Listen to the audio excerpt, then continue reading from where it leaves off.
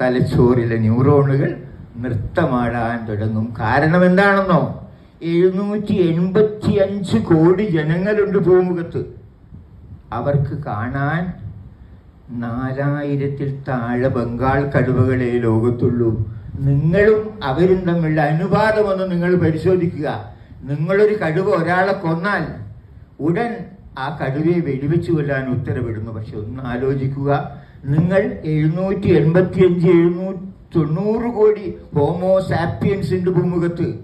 എന്നാൽ Felis Tigris എന്ന് പറയുന്ന ഇയാൾ ആകെ 4000-ൽ താഴെയുള്ളൂ. അതിലൊന്ന് പോയാൽ ഒന്ന് പോയത് തന്നെയാണ്.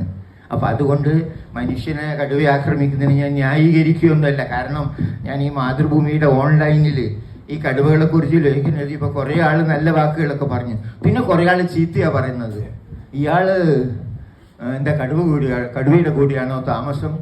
ഇയാളുടെ വീട്ടിൽ കടുവയെ ആരെയും പിടിച്ച് കൊന്നിട്ടില്ലല്ലോ, ഞങ്ങളല്ലേ അത് സഹിച്ചത് എന്ന് പറയുന്നുണ്ട്. അപ്പം അതുകൊണ്ട് ഞാൻ പറഞ്ഞു വരുന്നത് എന്താണെന്ന് പറഞ്ഞാൽ, ആ കടുവകളെ കുറിച്ച് പറഞ്ഞു വരുമ്പോൾ കടുവകൾ അധ്വാനിച്ച് ജീവിക്കുന്നവരാണ്. എന്ന് പറഞ്ഞാൽ ഒരു 15 അറ്റംപ്റ്റൊക്കെ നടത്തിയാലേ ഒരു കടുവയ്ക്കൊരു വേട്ട സക്സസ് ആവുകയുള്ളൂ. കടുവയ്ക്കൊരു ഇര പിടിക്കണമെങ്കിൽ ഒരു 15 അറ്റംപ്റ്റെങ്കിലും നടത്തണം, എന്നാലേ വിജയിക്കുകയുള്ളൂ.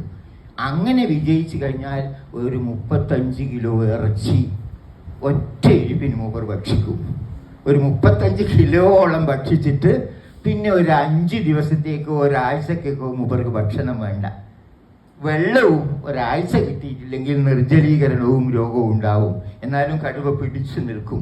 പിന്നെ ഇവൻ ഈ കാണുന്നത് പോലെയല്ല, മണിക്കൂറിൽ വേണ്ടി വന്നാൽ 65 കിലോമീറ്റർ വേഗത്തിൽ സഞ്ചരിക്കും. ഒറ്റ ചാട്ടത്തിന് 6 മീറ്റർ കുറുകയും 3-4 മീറ്റർ മേലേക്കും ചാടും കടുവകൾ. പിന്നെ ഈ കടുവകളുടെ ഒരു പ്രധാനപ്പെട്ട സവിശേഷത, ഇവരുടെ ശരീരത്തിലുണ്ടാവുന്ന രേഖകളുണ്ടല്ലോ, അവിടെ സാധാരണഗതിയിൽ നമ്മളെല്ലാ രേഖകളും പാർശ്വിക വിപര്യാസം ഉണ്ടാവും. ഇവിടെയുള്ള രേഖ തന്നെയാണ് ഇവിടെ ഉണ്ടാവുക, സിമട്രി ഉണ്ടാവും.